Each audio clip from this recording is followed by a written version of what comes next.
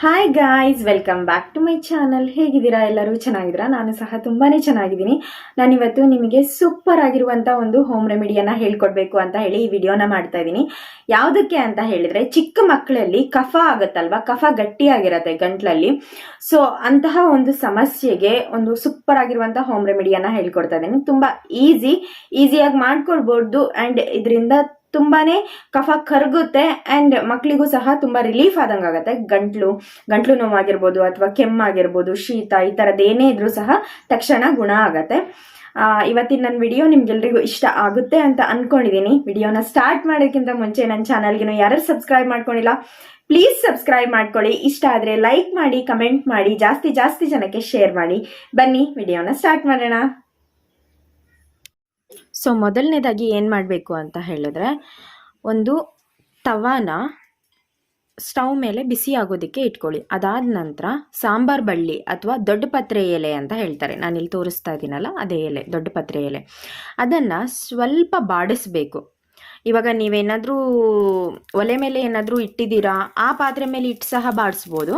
ಇಲ್ಲ ಅಂತ ಹೇಳಿದರೆ ಈ ಥರ ತವಾ ಮೇಲೆ ಇಟ್ಟು ಬೇಕಾದರೂ ಬಾಡಿಸ್ಬೋದು. ಜಸ್ಟ್ ಅದು ಒಂದು ಸ್ವಲ್ಪ ಬಿಸಿ ಆಗಬೇಕು ಅಷ್ಟೇ, ಸೀಡ್ಸ್ ಎಲ್ಲ ಹಾಕಬಾರ್ದು. ಈ ಥರ ಕ್ಲೀನಾಗಿ ಬಾಡಿಸ್ಬೇಕು. ಅದು ಬಾಡಿಸೋದು ನೀವು ಇವಾಗ ಟಚ್ ಮಾಡಿದ್ರೆ ನಿಮ್ಗೊಂಥರ ಬೆಚ್ಚಗಾಗಬೇಕು, ಬಿಟ್ಟರೆ ಸುಡಬಾರ್ದು. ಸೊ ಆ ಥರ ಬಾಡಿಸ್ಬೇಕು. ಇಲ್ಲಿ ಕ್ಲೀನಾಗಿ ನಾನು ಎರಡೂ ಸೈಡ್ನಲ್ಲೂ ಬಾಡಿಸ್ತಾ ಇದ್ದೀನಿ ಎಲೆನ. ಈ ಎಲೆ ಆಲ್ಮೋಸ್ಟ್ ಎಲ್ಲರ ಮನೆಯಲ್ಲೂ ಬೆಳೆಸಿಟ್ಕೊಂಡಿರ್ತಾರೆ, ಯಾಕಂದರೆ ಇದು ತುಂಬಾ ಮೆಡಿಸಿನಲ್ ಪ್ಲ್ಯಾಂಟ್, ಅದಕ್ಕೋಸ್ಕರ. ಈ ಥರ ಬಾಡಿಸಿ ಆದ ನಂತರ ಆ ಎಲೆ ತುಂಬ ಸಾಫ್ಟ್ ಆಗಿರುತ್ತೆ, ತುಂಬ ಸ್ಮೂತ್ ಆಗಿರುತ್ತೆ. ಅದರದ್ದು ರಸವನ್ನು ಕೈಯಲ್ಲೇ ಹಿಂಡ್ಕೊಂಡು ಆ ರಸವನ್ನು ತೆಗಿಬೇಕು. ಇಲ್ಲಿ ನಾನು ಹಿಂಡಿ ತೆಗಿತಾ ಇದ್ದೀನಲ್ವ, ಸೊ ಅದೇ ಥರ ತುಂಬ ಈಸಿಯಾಗಿ ತೆಗಿಬೋದು. ಅದನ್ನೇನು ಮಿಕ್ಸಿಗೆ ಹಾಕಬೇಕು ಅಂತ ಏನಿಲ್ಲ, ತುಂಬ ಕಷ್ಟಪಡಬೇಕು ಅಂತ ಏನಿಲ್ಲ. ಜಸ್ಟ್ ಅದನ್ನ ಹಿಂಡಿದ್ರೆ ಸಾಕು, ಅದು ರಸ ಬಿಟ್ಕೊಳ್ಳುತ್ತೆ. ಈ ಥರ ರಸವನ್ನು ತಕ್ಕೊಳ್ಬೇಕು. ಮಕ್ಕಳಿಗೆ ಕೊಡೋದ್ರಿಂದ ದಿನಕ್ಕೆ ಒಂದು ಸಲ ಇದನ್ನ ಕೊಟ್ಟರೆ ಸಾಕು. ಸ್ವಲ್ಪ ಕಹಿ ಇರತ್ತೆ, ಜಾಸ್ತಿ ಕಹಿ ಇರೋದಿಲ್ಲ, ಸ್ವಲ್ಪ ಕಹಿ ಇರತ್ತೆ. ಇದು ಕಫವನ್ನು ಕರಗಿಸೋದಕ್ಕೆ ತುಂಬಾ ಸಹಾಯಕಾರಿ.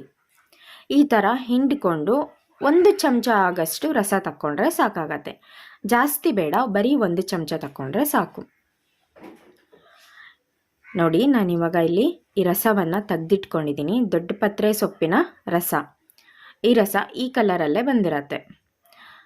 ಹಸಿ ಎಲೆನೇ ರಸ ತಕ್ಕೊಂಡ್ರೆ ತುಂಬ ಹಸಿರು ಕಲರಲ್ಲಿರತ್ತೆ, ಬಟ್ ಬಾಡಿಸಿದ ಮೇಲೆ ರಸ ತಕ್ಕೊಂಡ್ರೆ ಈ ಕಲರಲ್ಲಿರತ್ತೆ. 1 ಚಮಚ ಆಗಷ್ಟು ರಸವನ್ನು ನಾನು ತೆಗೆದಿಟ್ಕೊಂಡಿದ್ದೀನಿ. ನಾನು ನಿಮಗಿಲ್ಲಿ ತೋರಿಸ್ತಾ ಇದ್ದೀನಿ.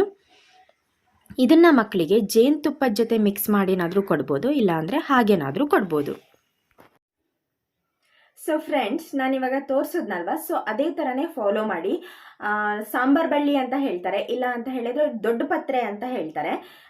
ಯಾವ ಹೆಸರು ಹೇಳಿದ್ರು ಸಹ ಇದೇ ಎಲೆ. ಸೊ ಈ ಎಲೆನ ಚೆನ್ನಾಗಿ ಬಾಡಿಸ್ಬೇಕು, ಎರಡೂ ಕಡೆ ಸ್ವಲ್ಪ ಬಾಡಿಸ್ಬೇಕು. ಬಾಡಿಸಿ ಆದ ನಂತರ ಅದು ಫುಲ್ ಸೀದಿಸಬಾರ್ದು, ಬಾಡಿಸ್ಬೇಕಷ್ಟೇ. ಬಾಡಿಸಿ ಆದ ನಂತರ ಅದರ ರಸವನ್ನು ತೆಗಿಬೇಕು. ರಸವನ್ನು ತೆಗೆದು ಅದಕ್ಕೆ ಜೇನುತುಪ್ಪನ ಸಹ ಮಿಕ್ಸ್ ಮಾಡಿ ಮಕ್ಕಳಿಗೆ ಕೊಡ್ಬೋದು, ಅದರಿಂದನೂ ಸಹ ಕಫ ಕರಗತ್ತೆ. ಇಲ್ಲ ಜೇನುತುಪ್ಪ ಬೇಡ, ನಾವು ಹೀಗೇನೆ ಕೊಡ್ತೀವಿ ಅನ್ನೋ ಹಂಗಿದ್ರು ಕೊಡ್ಬೋದು. ಸ್ವಲ್ಪ ಕಹಿ ಇರತ್ತೆ, ಜಾಸ್ತಿ ಏನು ಕಹಿ ಇರೋದಿಲ್ಲ. ಆ್ಯಂಡ್ ಕಫ ಕರಗೋದಕ್ಕೆ ಇದೊಂದು ತುಂಬಾ ಒಳ್ಳೆಯ ರೆಮಿಡಿ. ಐ ಹೋಪ್ ನನ್ನ ಇವತ್ತಿನ ವಿಡಿಯೋ ನಿಮಗೆ ಇಷ್ಟ ಆಯಿತು ಅಂತ ಅಂದ್ಕೊಂಡಿದ್ದೀನಿ. Thank you for watching. Bye friends.